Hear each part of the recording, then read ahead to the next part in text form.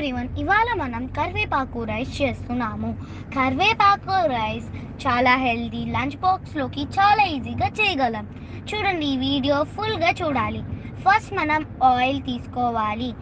Onions కూడా తీసుకుని బాగా ఫ్రై చేయాలి.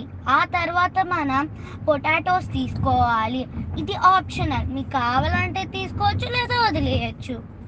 ఆ తర్వాత మనం జింజర్ పేస్ట్ తీసుకుని బాగా ఫ్రై చేయాలి బాగా. ఆ తర్వాత మనం పసుపు తీసుకోవాలి, 1 టేబుల్ స్పూన్ చాలు.